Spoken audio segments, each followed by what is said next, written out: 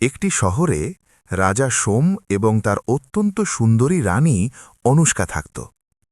দুজনের মধ্যে খুব গভীর ভালোবাসা ছিল। একদিন রাজা ও রানী তাদের বাগানে বসে ঠাট্টা তামাশা করছিল। তখনই আমগাছে একজোড়া পায়রা এসে বসে। হঠাৎ রাজা ও রানীর নজর তাদের ওপর পড়ে। পায়রা দুটিকে দেখে রাজা তার রানীকে জিজ্ঞেস করলেন, হে প্রিয় রানী, তুমি কি বলতে পারো যে এই দুটি পুরুষ না স্ত্রী? রাজার এমন প্রশ্নে রানী বলতে লাগলেন, মহারাজ, আপনি একই কথা বলছেন। জোড়া তো সবসময় পুরুষ আর স্ত্রীরই হয়। এদের মধ্যে একটি পুরুষ এবং অন্যটি স্ত্রী। রাজা হাসতে হাসতে বললেন, রানী, এটা জরুরি নয় যে এরা পুরুষ আর স্ত্রীই হবে। দুজনেই পুরুষ হতে পারে, আবার দুজনেই স্ত্রী হতে পারে। হতে পারে এরা দুজনেই ভাই ভাই। রানী বলতে লাগলেন, না মহারাজ, এরা পুরুষ আর স্ত্রী। আমার মনে হয় আপনার পাখিদের ঠিকঠাক চেনা নেই। রাজা বললেন, না, এরা দুজনেই পুরুষ। এভাবে রাজা ও রানীর মধ্যে ওই পাখি দুটিকে নিয়ে তর্ক শুরু হয়ে গেল। রাজা বলছিলেন যে দুজনেই পুরুষ, আর রানী বলছিলেন যে একটি পুরুষ ও একটি স্ত্রী। যখন দুজনের মধ্যে এই নিয়ে তর্ক বাড়তে লাগল, তখন তর্কের খাতিরে দুজনের মধ্যে শর্ত লেগে গেল। রাজা বললেন, ঠিক আছে, যদি এরা দুজনেই পুরুষ বেরোয় তবে আমি তোমাকে দেশ থেকে বের করে দেব। আর যদি এরা পুরুষ ও স্ত্রী হয় তবে আমি নিজে 14 বছরের জন্য দেশের বাইরে চলে যাব। দুজনের মধ্যে শর্ত লেগে গেল। রাজা তক্ষুনি একজন শিকারীকে ডাকলেন এবং তাকে বললেন, তুমি এই গাছে বসা পাখি দুটিকে নিজের জালে বন্দী করো। রাজা একজন পাখি বিশেষজ্ঞকেও ডাকেন এবং তাকে বলেন, তোমাকে বলতে হবে এই পাখি দুটি পুরুষ না স্ত্রী। সে বলল, ঠিক আছে মহারাজ। এদিকে শিকারী জাল পেতে ওই পাখি দুটিকে ধরে ফেলে। রানী অনুষ্কা জানতেন যে এই পাখি দুটি পুরুষ ও স্ত্রী। তিনি চতুরতার সাথে ওই পাখি বিশেষজ্ঞকে নিজের কাছে ডাকলেন এবং তার হাতে 100টি সোনার মোহর দিয়ে বললেন, আমি মহারাজকে খুব ভালোবাসি, আর মহারাজকে ছাড়া এই রাজ্য চলতে পারবে না। তাই আমি চাই শর্তে তুমি মহারাজকেই জেতাবে। যদি আমার বনবাস হয় তবে মহারাজ রাজত্ব ঠিকভাবে চালাতে পারবেন, কিন্তু মহারাজ যদি 14 বছরের জন্য বনবাসে চলে যান তবে এই রাজ্য রাজাহীন হয়ে পড়বে। আর লোকে বলে যে রাজ্যের কোনো রাজা থাকে না, সেখানে অরাজকতা ছড়িয়ে পড়ে। রাজার ভয় না থাকায় চোর ডাকাতরা প্রজাদের ওপর অত্যাচার করতে শুরু করবে। তাই তোমাকে মিথ্যে বলে মহারাজকেই জেতাতে হবে। পাখি বিশেষজ্ঞ বলল, ঠিক আছে মহারানী, আমি তেমনটাই করব। শিকারী ওই পাখি দুটিকে ধরে আনে এবং রাজা রানীর সামনে ছেড়ে দেয়। তখন রাজা বিশেষজ্ঞকে জিজ্ঞেস করলেন, বলো, এই দুজনের মধ্যে তফাৎ কি? এরা কি পুরুষ স্ত্রী নাকি দুজনেই পুরুষ? পাখি বিশেষজ্ঞ তো আগেই রানীর কাছ থেকে সোনার মোহর নিয়ে নিয়েছিল। আসলে ওই পাখি দুটির মধ্যে একটি পুরুষ আর একটি স্ত্রী ছিল। রানীর কথায় এখন তাকে মিথ্যে বলতে হবে, তাই সে বলতে লাগল, মহারাজ, এই দুটি পাখিই পুরুষ। রাজা কি জানতেন যে বিশেষজ্ঞ তার সাথে মিথ্যে বলছে? রাজা যখন জানতে পারলেন যে তার কথাই ঠিক হয়েছে, তখন তিনি মনে মনে খুব খুশি হলেন এবং তক্ষুনি নিজের স্ত্রীকে বলতে লাগলেন, রানী, তুমি খুব অহংকারী, তুমি আমার কথা মানোনি। বচন অনুসারে তুমি শর্ত হেরে গিয়েছ, এখন আমি তোমাকে দেশ থেকে বের করে দিচ্ছি। রানী মহারাজের জন্য ওই পাখি বিশেষজ্ঞকে দিয়ে মিথ্যে বলিয়ে দেশত্যাগ তো মেনে নিলেন, কিন্তু তিনি ভেতর ভেতর খুব কাঁদতে লাগলেন। তিনি ভাবতে লাগলেন যে এখন আমাকে আমার মহারাজের থেকে আলাদা হতে হবে। রানী রাজার কাছে মিনতি করলেন, মহারাজ, আপনি আমাকে দেশের বাইরে পাঠাবেন না। এই সময়ে আমার অবস্থা ঠিক নেই, আমি 3 মাসের অন্তঃসত্ত্বা। আপনি জানেন আমি এই গর্ভ নিয়ে কোথায় যাব? কিন্তু রাজা রানীর কোথায় কান দিলেন না। রাজা বলতে লাগলেন, রানী, এখন তোমাকে শর্ত অনুযায়ী এই প্রাসাদ ছেড়ে যেতেই হবে। রাজা জল্লাদদের ডাকলেন এবং তাদের আদেশ দিলেন, তোমরা রানীকে নিয়ে গিয়ে রাজ্যের বাইরে জান দিয়ে মেরে ফেলো, কারণ আমাদের রানী 2টি নিয়ম লঙ্ঘন করেছে। প্রথমত সে শর্ত হেরেছে এবং দ্বিতীয়ত সে অবাধ্য হয়েছে। জল্লাদরা মহারানী অনুষ্কাকে নিয়ে চলতে শুরু করল এবং চলতে চলতে রাজ্যের সীমানার বাইরে চলে গেল। এক ঘন জঙ্গলে গিয়ে তারা মহারানী অনুষ্কাকে মেরে ফেলার সিদ্ধান্ত নিল। এদিকে মহারানী অনুষ্কা মনে মনে ভাবলেন, হে ভগবান, এখন আমার প্রাণ কিভাবে বাঁচবে? আমি নিজের রক্ষা কিভাবে করব? ওই জল্লাদদের মধ্যে একজন জল্লাদ বলতে লাগল, হে মহারানী, রাজার আদেশে এখন আমরা আপনাকে মারব, আমাদের ক্ষমা করে দেবেন। তখনই দ্বিতীয় জল্লাদ বলতে লাগল, এ কথা কি বলছিস ভাই? আমরা মহারানীর নুন খেয়েছি, এতদিন মহারানী আমাদের নিজের ছেলের মতো আগলে রেখেছেন।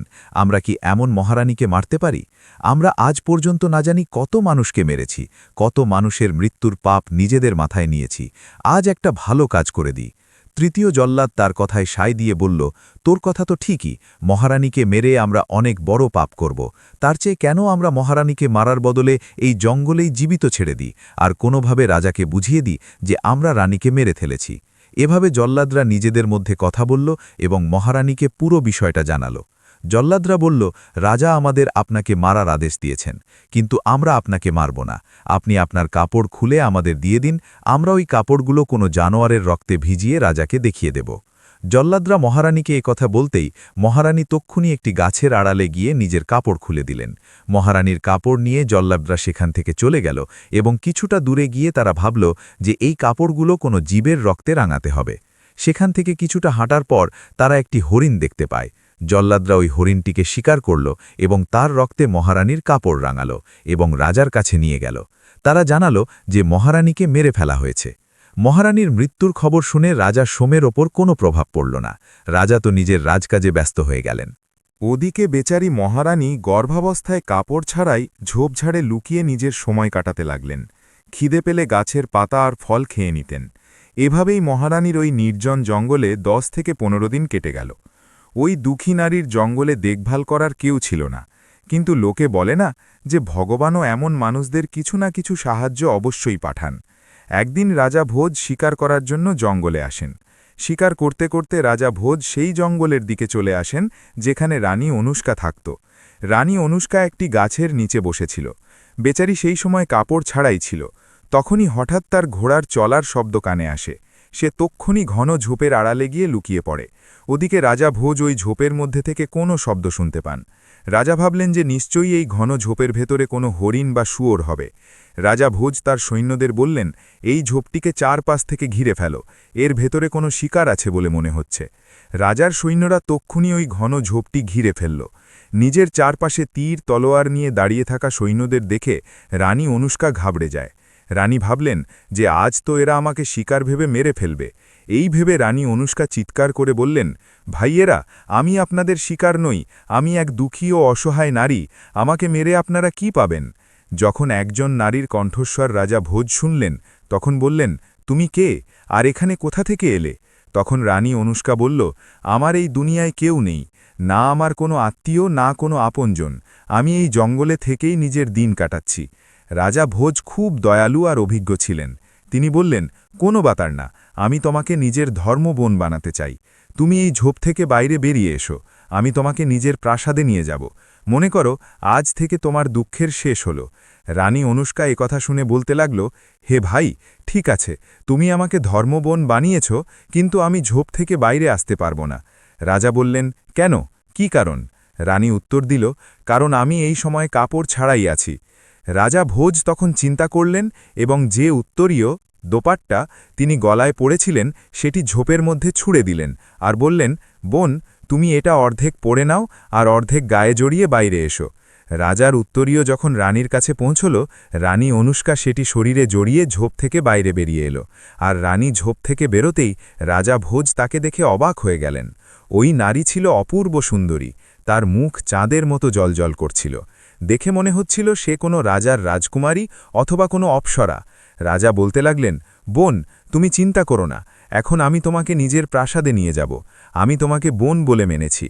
রাজা ভোজ রানী অনুষ্কাকে নিজের রথে বসিয়ে নিলেন এবং বিরাটনগরের দিকে রওনা হলেন।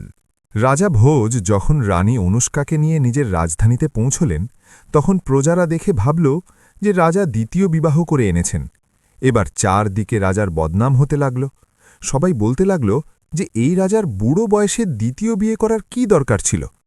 চারদিকে এই কথা রাষ্ট্র হয়ে গেল যে রাজার তো আগে থেকেই অনেক রানী আছে, তবে মহারাজ আবার কেন দ্বিতীয় স্ত্রী নিয়ে এলেন?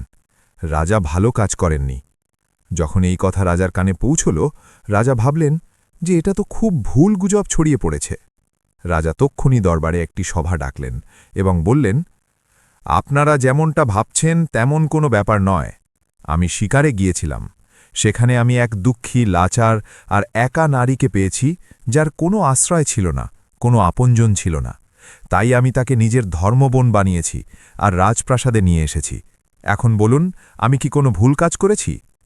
এ কথা শুনে রাজার দরবারে এবং প্রজাদের মধ্যেও তার খুব প্রশংসা হতে লাগল। এভাবে রানী অনুষ্কা মহারাজ ভোজের বোন হয়ে রাজপ্রাসাদে থাকতে লাগল। ধীরে ধীরে সময় কাটতে লাগল। এদিকে রানী অনুষ্কার সন্তান প্রসবের সময় ঘনিয়ে এল। একদিন মহারানী অনুষ্কার গর্ভ থেকে এক খুব সুন্দর ও তেজস্বী পুত্র সন্তান জন্ম নিল। ছেলের জন্মের পর রাজা ভোজ খুব খুশি হলেন এবং বলতে লাগলেন, আজ আমার ভাগ্নের জন্ম হয়েছে। এই খুশিতে রাজা ভোজ পুরো নগরকে ভোজ দিলেন। যখন ছেলেটির বয়স 7 দিন হল, তখন তার নাম রাখার জন্য রাজা বড় বড় পণ্ডিত জ্যোতিষীদের ডাকলেন। জ্যোতিষীরা যখন পুঁথি খুলে দেখলেন, তখন ছেলেটির ঠিকঠাক কোনো নাম বেরোচ্ছিল না। কেউ এক নাম রাখছিল তো কেউ অন্য কিছু। ওই নামগুলো রাজা ভোজের পছন্দ হচ্ছিল না। আলাদা আলাদা নাম শুনে রাজা ভোজ খুব রেগে গেলেন। রাজা ভোজ নিজের সেনাপতিকে আদেশ দিলেন, এই সব জ্যোতিষীদের জেলে বন্দি করো, এরা ফালতু পুঁথি নিয়ে ঘুরে বেড়ায়, এরা কিছুই জানে না। রাজার আদেশে ওই জ্যোতিষীদের জেলে ঢুকিয়ে দেওয়া হল। এরপর রাজা আদেশ দিলেন, যে কেউ আমার ভাগ্নের সঠিক নাম রাখবে, আমি তাকে মুখ চাওয়া পুরস্কার দেব। রাজার ঘোষণা শুনে কোনো ব্রাহ্মণই ওই ছেলেটির নাম রাখার জন্য এগিয়ে এলো না, কারণ তারা জানত যে নাম যদি সঠিক না হয় তবে রাজা জেলে পুরে দেবেন। একদিন এক বৃদ্ধ ব্রাহ্মণ ওই রাজ্যে ঘুরতে ঘুরতে আসছিল। পথে কয়েকজন সিপাহী ব্রাহ্মণকে দেখল এবং ভাবতে লাগল যে বৃদ্ধ ব্রাহ্মণ হতে পারে ইনি আমাদের মহারাজের ভাগ্নের নামকরণ সংস্কার করে দেবেন, তাই একে মহারাজের কাছে নিয়ে যাওয়া উচিত। তারা গিয়ে ওই বৃদ্ধ ব্রাহ্মণকে বলল, হে ব্রাহ্মণদেব, আমাদের মহারাজের ওখানে একটি ছেলে জন্ম নিয়েছে আর তার নামকরণ করতে হবে। তবে মনে রাখবেন, এখনও পর্যন্ত মহারাজ হাজার হাজার ব্রাহ্মণকে জেলে ভরে দিয়েছেন, কোনো ব্রাহ্মণই সঠিক জন্মকুণ্ডলী, তারিখ, তিথি আর নক্ষত্র নির্ধারণ করতে পারেনি। ব্রাহ্মণ বললেন, ঠিক আছে, চলো আমি যাচ্ছি। ওই সৈন্যদের সাথে বৃদ্ধ ব্রাহ্মণ মহারাজের দরবারে চলে আসলেন। রাজা তাকে খুব স্বাগত জানালেন, বসার উপযুক্ত জায়গা দিলেন এবং তারপর রাজা বললেন, হে ব্রাহ্মণদেব, আমার ঘরে এক ছেলের জন্ম হয়েছে, তোমাকে তার নামকরণ করতে হবে। ওই ব্রাহ্মণ খুব বিদ্বান ছিলেন। তিনি নিজের পুঁথি খুলে দেখলেন, বলতে লাগলেন, মহারাজ, আমি এই ছেলেটির ঠিক ঠিক নাম রাখতে পারি, কিন্তু শর্ত হলো এই যে আপনি যত ব্রাহ্মণকে জেলে বন্দী করেছেন তাদের সবাইকে ছেড়ে দিতে হবে। রাজা বললেন, ঠিক আছে, আমরা সবাইকে মুক্তি দেব, আপনি আমাদের ভাগ্নের সঠিক নামকরণ করুন। ব্রাহ্মণ বললেন, ঠিক আছে।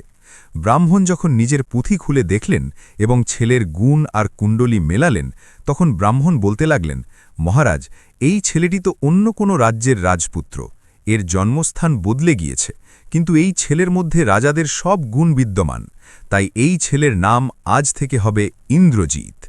ছেলের নাম শুনে পুরো দরবারে হাততালি দেওয়া হল। রাজারও ছেলেটির নাম খুব পছন্দ হল। রাজা তার ওখানে বন্দী সব ব্রাহ্মণকে ছেড়ে দিলেন। ধীরে ধীরে আরও কিছু সময় কাটল। ইন্দ্রজিৎ আস্তে আস্তে বড় হতে লাগল। যখন সে 5 বছরের হল, তখন সে সেই রাজকীয় খেলাগুলো খেলতে শুরু করল। সে তার সাথীদের নিয়ে খেলত, কেল্লা বানাত, সেগুলো ভাঙত, ঘোড়াসোয়ারি করা, তলোয়ার চালানো আর ধনুকে বান লাগানো ছোটবেলা থেকেই তার প্রিয় খেলা হয়ে উঠল। ছেলের কুশলতা দেখে রাজা খুব খুশি হতেন। তিনি বলতেন যে আমাদের ভাগ্নে খুব প্রতাপশালী হবে। এভাবে ইন্দ্রজিৎ যখন 7 বছরের হল, তখন সে তার সাথীদের নিয়ে খেলতে গেল। নগরের যে প্রধান মোড় ছিল সেখানে গিয়ে সে খেলতে লাগল। ওই মোড়ে কিছু নারী জল ভরতে যেত। ইন্দ্রজিৎ ছিল খুব দুষ্টু। সে প্রায়ই খেলার ছলে ওই নারীদের কলসিতে তীর মেরে ফুটো করে দিত, যার ফলে তাদের কলসি থেকে সব জল বাড়ি পৌঁছাতে পৌঁছাতে শেষ হয়ে যেত। রাজার ভাগ্নে ছিল বলে কেউ কিছু বলতে পারত না। এখন তো ইন্দ্রজিতের এটা প্রিয় খেলা হয়ে উঠল। যেই কুয়ায় জল ভরতে আসত, সে তীর মেরে তার কলসি ফুটো করে দিত। এখন তো পুরো নগরে হাহাকার পড়ে গেল, কারণ কারো ঘরে এক ফোঁটা জলও পৌঁছাত না। দুঃখী প্রজারা মহারাজ ভোজের কাছে অভিযোগ জানাল, রাজন, আপনার ভাগ্নে খুব উৎপাত শুরু করেছে, তার কারণে আমাদের কারো ঘরে এক ফোঁটা জলও পৌঁছাতে পারছে না। আপনার ভাগ্নে তীর মেরে সবার কলসিতে ফুটো করে দিচ্ছে। একথা শুনে রাজা ভোজ বলতে লাগলেন, কোনো ব্যাপার না প্রজারা, আমার একমাত্র ভাগ্নে, আমি তাকে বকাবকি তো করতে পারি না। হ্যাঁ, আমি তোমাদের পিতলের নতুন বাসন দিতে পারি, তো যাও। রাজা আদেশ দিলেন যে একটি করে পিতলের কলসি সবার বাড়িতে পৌঁছে দেওয়া হোক, আর বললেন যে এই পিতলের কলসিতে জল ভরে নিয়ে যাওয়া হোক। আমাদের ভাগ্নে এতে তীর মারলে পিতলের কলসিতে ফুটো হবে না। এখন নগরবাসীরা রাজার কাছ থেকে একটি করে পিতলের কলসি নিয়ে আসলো এবং কুয়ো থেকে জল ভরে নিয়ে যেতে লাগল। এদিকে ইন্দ্রজিৎ একজন কামারের কাছে গেল। এবং কামারকে বলল যে আমাকে এমন তীর বানিয়ে দাও যা পিতলের বাসনেও ফুটো করতে পারে।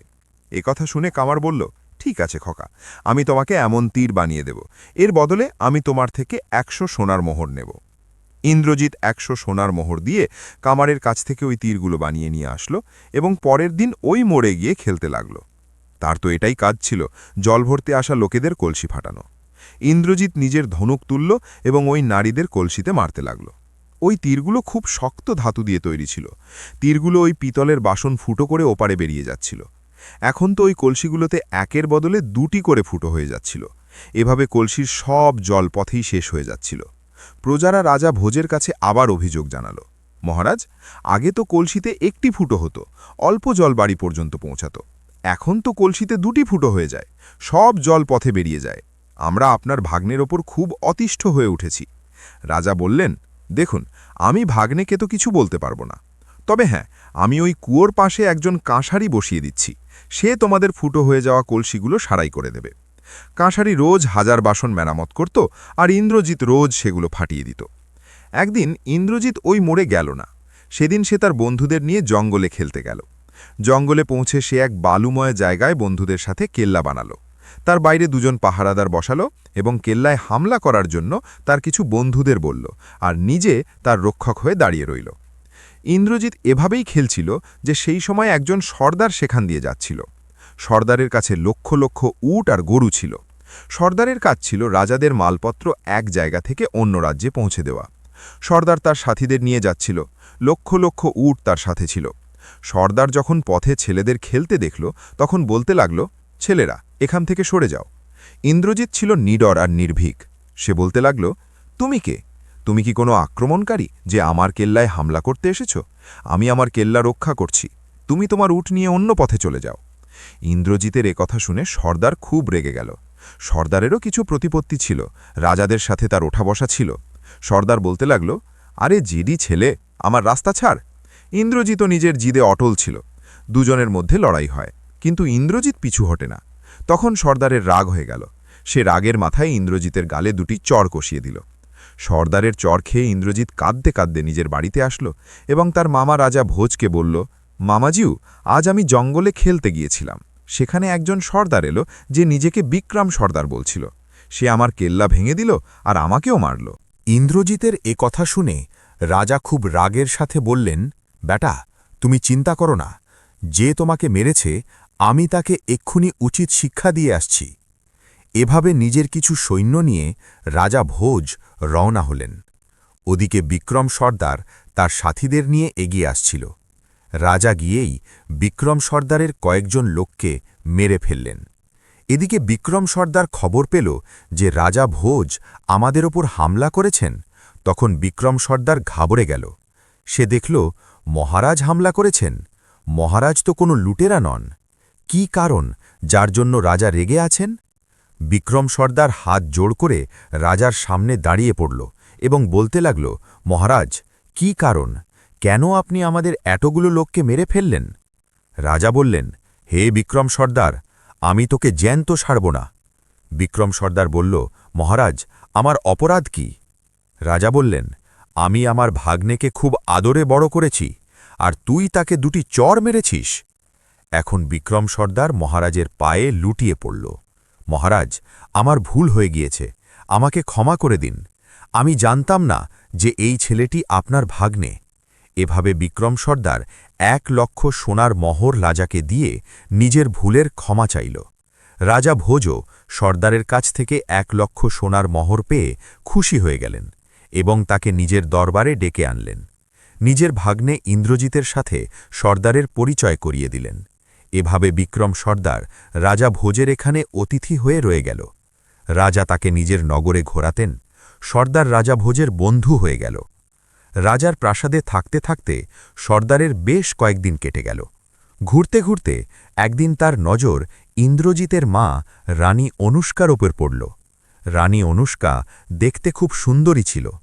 তাকে দেখে সর্দারের নিয়ত খারাপ হয়ে গেল এবং সে বলতে লাগল যে এ তো খুব সুন্দরী নারী, এ তো আমার স্ত্রী হওয়ার যোগ্য। সর্দার রাজাকে জিজ্ঞেস করল, এই নারীটি কে? রাজা ভোজ বললেন, ইনি আমাদের বোন, আর যে ছেলেটিকে তুমি মেরেছিলে সে আমাদের এই বোনেরই ছেলে। সর্দার বিক্রম বলল, এখন তো আমাদের আপনার বোনের কাছে ক্ষমা চাওয়া উচিত। এই অছিলায় সর্দার রানী অনুষ্কার কাছে গেল এবং নিজের ভুলের জন্য ক্ষমা চাইল।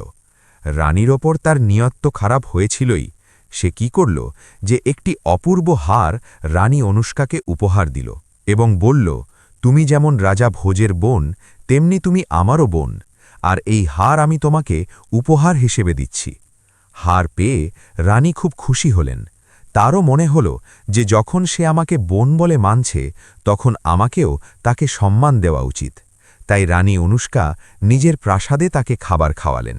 সর্দার অনেকদিন থাকার পর একদিন রাজাকে বলল, হে রাজন, আপনার বোনকে আমি আমার বোন বলে মানি। হে রাজন, এই বোন অনেক দিন হলো আপনার কাছে আছে। যদি আপনার অনুমতি থাকে তবে আমি এই বোনকে আর আমার ভাগ্নেকে কিছুদিনের জন্য আমার নগর দেখাতে চাই। দুজন আমার ওখান থেকেও ঘুরে দেখবে, আর বেশি দিনের ব্যাপার নয়, কিছুদিন পর আমি এদের এখানে রেখে যাব। রাজা ভোজ বললেন, দেখুন, এই ব্যাপারে আমি তো কিছু বলতে পারি না। যদি আপনার বোন আপনার সাথে যেতে রাজি থাকে তবে আমি বাধা দেব না, কারণ এখন আপনিও তার ভাই। সর্দার যখন অনুষ্কাকে নিজের ওখানে যাওয়ার কথা বলল, অনুষ্কাও রাজি হয়ে গেল। সে ভাবতে লাগল যে যখন বিক্রম এত করে বলছে তখন আমার তার সাথে যাওয়া উচিত। কিন্তু সে সর্দার বিক্রমের মনের পাপ জানত না। অনুষ্কা রাজা ভোজকে বলল, ভাইয়া, এখানে থাকতে থাকতে অনেক দিন হলো, আপনার আজ্ঞা থাকলে আমি ভাই বিক্রমের ওখানে কিছুদিনের জন্য যাই। রাজাও তাকে যাওয়ার অনুমতি দিয়ে দিলেন। যখন সম্পর্ক গভীর হয় তখন তো যাতায়াত চলতেই থাকে। রাজা ভোজ সর্দারের ওপর বিশ্বাস করে নিজের বোন অনুষ্কাকে তার সাথে পাঠিয়ে দিলেন। তক্ষুনি একটি পালকি তৈরি করানো হলো এবং পালকিতে বসে রানী অনুষ্কা বিক্রমের সাথে রওনা হলেন। বিক্রম ভাবতে লাগল যে এখন তো আমি একে বোন বানিয়ে নিয়ে যাচ্ছি, বাড়ি গিয়ে আমি একে আমার স্ত্রী বানিয়ে নেব। এভাবে ওই সর্দার অনুষ্কাকে নিজের সাথে নিয়ে গেল। এখন বিক্রম তার সাথীদের বলল যে সন্ধ্যা হওয়ার আগে আমাদের রাজা ভোজের রাজ্যের সীমানা ছাড়িয়ে যেতে হবে, তাই দ্রুত চলো। সর্দারের সব সাথীরা তাদের মালপত্র নিয়ে দ্রুত গতিতে এগোতে লাগল এবং পুরো দিনের সফর পার করে রাজা ভোজের রাজ্যের বাইরে চলে গেল।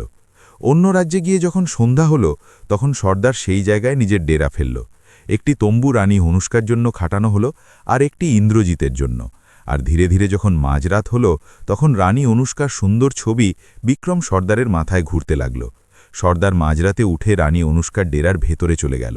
রানীর রূপ দেখে সর্দারের নিয়ত খারাপ হয়ে গেল। বিক্রম সর্দার যখন রানী অনুষ্কার তম্বুতে প্রবেশ করল তখন পায়ের শব্দে অনুষ্কা জেগে গেল। তার নজর যখন সর্দার বিক্রমের ওপর পড়ল, সে দেখল যে কুনজরে সর্দার তার দিকে তাকিয়ে আছে। রানী একদম ঘাবড়ে গেল এবং জিজ্ঞেস করল, ভাইয়া, তুমি এখানে কেন? রানীর কণ্ঠ শুনে বিক্রম কুৎসিত হাসি হেসে বলতে লাগল যে রানী, তুমি আমাকে ভাই বলা বন্ধ করো, কারণ আজ থেকে তুমি আমার প্রিয় স্ত্রী হবে। এ কথা শুনে রানী ঘাবড়ে গেল। আজ সে সর্দারের আসল রূপ জানতে পেরেছিল। সর্দার বলতে লাগল, রানী, যবে থেকে আমি তোকে দেখেছি তবে থেকেই তোর রূপের দিওয়ানা হয়ে গিয়েছি, তাই আমি অছিলা করে তোকে ডেকে এনেছি। এখন আজ থেকে তুই আমার প্রাসাদের রানী হয়ে আমার প্রাসাদের শোভা বাড়াবি। সর্দারের এই কথা শুনেই রানী রাগে ফেটে পড়লেন। তার চোখ লাল হয়ে গেল। রানী তক্ষুনি নিজের খঞ্জর বের করলেন এবং বলতে লাগলেন, যদি তুই আমাকে কুনজরে ছোঁয়ার চেষ্টা করিস তবে আমি তোকে মেরে ফেলব আর নিজেও মরে যাব। আমার ভাই তোর ওপর বিশ্বাস করে খুব বড় ভুল করেছে। কেউ ঠিকই বলেছে যে নিমের গোড়ায় যত দুধই ঢালো না কেন তাতে মিষ্টতা আসতে পারে না। রানী অনুষ্কার রাগ দেখে সর্দার ভয় পেয়ে গেল। সে বলতে লাগল, ঠিক আছে, আজ যদি তুই আমার প্রস্তাব না মানিস তবে আমি তোকে জেলে পুরব। জীবনভর তুই আমার এখানে বন্দী হয়ে যাতা পিসবি। রানী বললেন, আমার তোর সব শাস্তি মঞ্জুর, কিন্তু তোর স্ত্রী হওয়া মঞ্জুর নয়। এইভাবে দুজনের মধ্যে কিছুক্ষণ কথা কাটাকাটি হল। সর্দার রানীকে অনেক বোঝানোর চেষ্টা করল, কিন্তু রানী মানলেন না। যখন সকাল হল তখন সর্দার রাগের মাথায় নিজের তম্বুর দিকে আসলো এবং সেখানে এসে সর্দার তার প্রধান চাকরকে আদেশ দিল যে এখান থেকে পুরো দল নিয়ে এগিয়ে যেতে হবে। একদিন পুরো সফর করার পর সর্দার নিজের গ্রামে পৌঁছে গেল। সর্দারের প্রাসাদও রাজাদের চেয়ে কম ছিল না। সর্দার রানীকে যেখানে বন্দীরা থাকত সেই জেলখানায় বন্দী করে দিল এবং তাকে দিয়ে অনেক কাজ করাতে লাগল। ওদিকে তার ছেলে ইন্দ্রজিৎকেও দিয়ে অনেক কাজ করাত। তাকে দিয়ে নিজের গরু চড়াত। ইন্দ্রজিৎ ১৩ বছরের হয়ে গিয়েছিল। তার সর্দারের ওপর খুব রাগ হতো। সে ভাবতে লাগল যে আমি একে মেরে ফেলি। এদিকে সর্দারও মনে মনে ভাবছিল যে কেননা আমি এই রানীর ছেলে ইন্দ্রজিৎকেই রাস্তা থেকে সরিয়ে দিই, এ বড় হয়ে আমার জন্যে খুব বড় সংকট তৈরি করবে।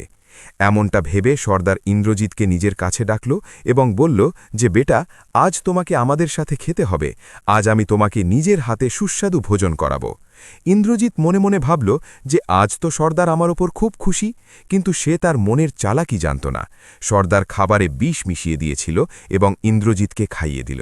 বিষাক্ত খাবার খাওয়ার পর ইন্দ্রজিৎ অজ্ঞান হয়ে গেল। সর্দার তার হাত পা আর মুখে কাপড় জড়ালো এবং একটি ঘোড়ায় করে তাকে জঙ্গলে নিয়ে গেল। জঙ্গলে একটি ধ্বংসস্তূপের মতো কুঁয়ো ছিল। কুঁয়োতে জল ভরা ছিল। সর্দার ইন্দ্রজিৎকে অজ্ঞান অবস্থায় ওই কুয়োর মধ্যে ফেলে দিল।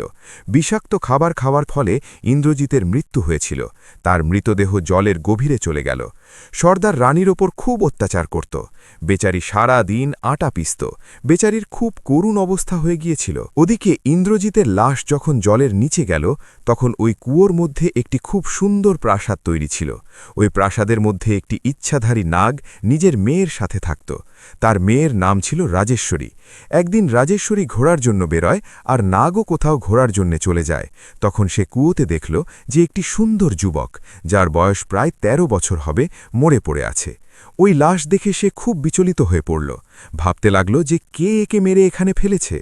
ইন্দ্রজিতের মৃতদেহ রাজেশ্বরী বাইরে বের করে নিল। তাকে তুলে নিজের প্রাসাদে নিয়ে গেল। প্রাসাদে নিয়ে গিয়ে এক কোণে রাখল। তখনই তার পিতা নাগ ফিরে আসলো। নাগ তার মেয়েকে জিজ্ঞেস করল যে বেটি, তুমি একে নিয়ে এসেছ? তখন সে বলল, পিতাজি, আমি জানি না একে, এই কুয়োতে মরে পড়েছিল। আমি একে জল থেকে বাইরে নিয়ে এসেছি। যখন নাগ ইন্দ্রজিতের মুখ থেকে কাপড় সরাল, তখন সে তাকে এক দৃষ্টে তাকিয়ে রইল। ইন্দ্রজিৎ খুব সুন্দর ছিল। ভাবতে লাগল যে এত সুন্দর নওজোয়ানকে কোন দুষ্ট লোক মেরেছে। নাগ নিজের নাগমণি নিয়ে ইন্দ্রজিতের মৃতদেহে ছোঁয়াতেই সে তক্ষুনি জীবিত হয়ে উঠল। ইন্দ্রজিৎ জীবিত হতেই নাগ আর তার মেয়ে জিজ্ঞেস করল যে তুমি কে, আর এই কুয়োতে কিভাবে এলে? কে তোমাকে কুয়োতে মেরে ফেলে দিয়েছিল? সেই সময় ইন্দ্রজিতের স্মৃতিশক্তি লোপ পেয়েছিল। তার কিছুই মনে ছিল না। সে বলতে লাগল, আমার কিছু মনে নেই যে আমি কে আর এখানে কিভাবে এসেছি। নাগ মনে মনে ভাবল যে আমার মেয়েও বিয়ের যোগ্য, আর এর থেকে সুন্দর যুবক আমি কোথায় পাব? কেননা আমি আমার মেয়ের বিয়ে এর সাথেই দিয়ে দিই। এটাই ভেবে নাগ বলল, বেটা, তুমি আমার এখানে আরামে থাকতে পারো। এখানে তোমার কোনো অসুবিধা হবে না। এ আমার মেয়ে, আর আমি এর বিয়ে তোমার সাথে দেব। ইন্দ্রজিৎ নাগের মেয়ের সাথে বিয়ে করার জন্য রাজি হয়ে গেল। নাগ তার মেয়ের বিয়ে ইন্দ্রজিতের সাথে দিয়ে দিল। এখন দুজনে খুব আরামে ওই প্রাসাদে থাকে। এভাবে ৬ মাস সময় কেটে গেল। ওদিকে মহারাজ ভোজ মনে মনে ভাবলেন যে সর্দার ১ মাসের কথা দিয়ে আমার বোনকে নিয়ে গিয়েছিল, কিন্তু আজ ৬ মাস হয়ে গেল আর সে ফিরে আসলো না। আমার তার কিছু খোঁজ নেওয়া উচিত, আমার গিয়ে দেখা উচিত। তো মহারাজ ভোজ নিজের ঘোড়ায় সাবার হলেন এবং সর্দারের উদ্দেশ্যে রওনা হলেন। এদিকে ইন্দ্রজিতের নাগের মেয়ের সাথে থাকতে থাকতে অনেক দিন কেটে গেল। একদিন তার হঠাৎ নিজের মায়ের কথা মনে পড়ে গেল। মায়ের কথা মনে করে সে কাঁদতে লাগল। এটা দেখে নাগ জিজ্ঞেস করতে লাগল যে বেটা, তোমার কান্নার কারণ কি? তুমি কেন কাঁদছ? আমাকে ঠিক ঠিক বলো। তখন ইন্দ্রজিৎ নাগকে তার সব কাহিনী শোনাল, যে কিভাবে তার মাকে সর্দার জেলে বন্দি করে রেখেছে আর তাকেও মেরে এই কুয়োতে ফেলে দিয়েছিল। নাগ শুনে বলতে লাগল, বেটা, তুমি চিন্তা করো না, চলো, আমি তোমার সাথে যাচ্ছি। তুমি আমার কাঁধে বসে পড়ো আর আমি তোমাকে তোমার মায়ের সাথে মেলাতে নিয়ে যাচ্ছি। ইন্দ্রজিৎ নাগের কাঁধে বসে পড়ল। ওই নাগ তো ইচ্ছাধারী ছিল। সেই নিজের শরীর বাড়িয়ে বিশাল করে নিল এবং ইন্দ্রজিৎকে নিয়ে আকাশের পথে উড়তে উড়তে যাচ্ছিল। ওদিকে তার মামা রাজা ভোজও পথেই ছিলেন। যে পথে রাজা ভোজ যাচ্ছিলেন সেই পথ দিয়েই নাগও যাচ্ছিল। রাজা ভোজ দেখলেন যে তার ভাগ্নে কোনো বিশাল আদমির পিঠে বসে আছে। রাজা ভোজ একদম চমকে গেলেন। ভাবতে লাগলেন, এ তো কোনো রাক্ষস যে আমার ভাগ্নেকে নিয়ে যাচ্ছে, আমার একে খতম করা উচিত। এমনটা ভেবে তিনি নিজের ধনুক বের করলেন এবং ধনুকে বাণ লাগিয়ে ওই নাগের ওপর ছুড়লেন। বাণ যখন ওই নাগের গায়ে লাগল, তখন নাগ যন্ত্রণায় কাতরাতে কাতরাতে নিচে পড়ে গেল। নাগ ইন্দ্রজিৎকে বলল, তুমি আমার কাঁধ থেকে নিচে নামো, আমি এই ঘোড়সাবারকে শেষ করে দিচ্ছি। এ আমার ওপর ধোঁকা দিয়ে আক্রমণ করেছে। ইন্দ্রজিৎ দেখল যে সামনে ধনুকে বাণ লাগিয়ে তার মামাই দাঁড়িয়েছিলেন। সে তার মামাকে চিনে ফেলল। তক্ষুনি বলতে লাগল, মামাজিউ, থামুন, তীর ছাড়বেন না। আমি আজ বেঁচে আছি তো এই নাগরাজের জন্য। ইনি আমার ওপর অনেক বড় উপকার করেছেন। আমাকে ওই বিক্রম সর্দার মেরে কুয়োতে ফেলে দিয়েছিল। আমার মাকেও নিজের ওখানে বন্দি করে রেখেছে। ইন্দ্রজিতের মুখে কথা শুনে রাজা ভোজের রাগ জ্বলে উঠল। রাজা ভোজ তক্ষুনি নাগরাজকে বলতে লাগলেন যে আমাকে ক্ষমা করবেন ভাই, আমি তো ভাবছিলাম কোনো রাক্ষস আমার ভাগ্নেকে অপহরণ করে নিয়ে যাচ্ছে, তাই তোমার ওপর বাণ চালিয়েছিলাম। আমি তোমার কাছে ক্ষমা চাইছি। এটা শুনে নাগরাজ খুব খুশি হল এবং বলতে লাগল যে না মহারাজ, এমন কোনো ব্যাপার নয়, আমি তো আপনার ভাগ্নে আর আমার মেহমানকে নিয়ে ওই সর্দারকে উচিত শিক্ষা দিতে যাচ্ছিলাম, আমি ওকে জ্যান্ত ছাড়ব না। এভাবে তিনজন নিজেদের মধ্যে কথা বলতে লাগল। কথা বলার পর সর্দারের থেকে প্রতিশোধ নেওয়ার জন্য তারা রওনা হল।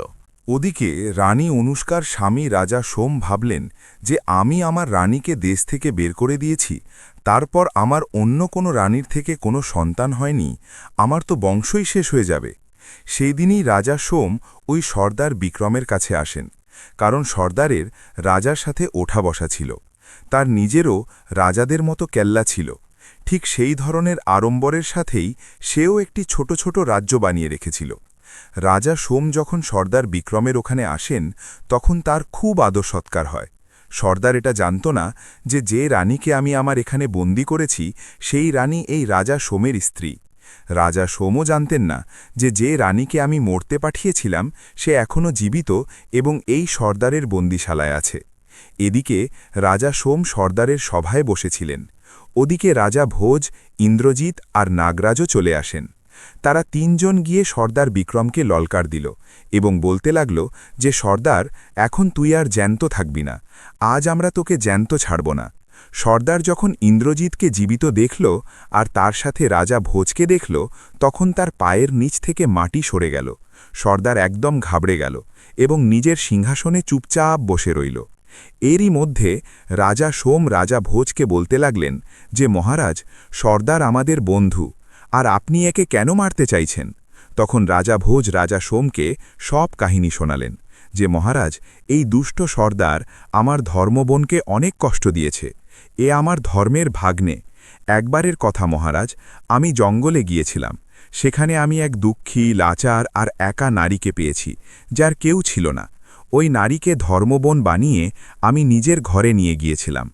এই দুষ্ট সর্দারের সাথে আমার বন্ধুত্ব ছিল, তাই এও তাকে নিজের বোন বানিয়ে কিছুদিনের জন্য নিজের সাথে ডেকে এনেছিল, কিন্তু এর মাথায় অন্য কিছু চলছিল যা আমি পড়তে পারিনি। আজ তাই আমার বোনকে এ বন্দি করে রেখেছে আর আমার ভাগ্নেকে বিষ দিয়ে কুয়োতে ফেলে দিয়েছিল। আমি আমার বোন আর ভাগ্নেকে এর এখান থেকে আজাদ করার জন্য এসেছি। আমি একে মেরে তাদের এখান থেকে মুক্ত করে নিয়ে যাব। পুরো কথা শোনার পর রাজা সোম সর্দারকে ওই নারীকে মুক্ত করার জন্য বললেন।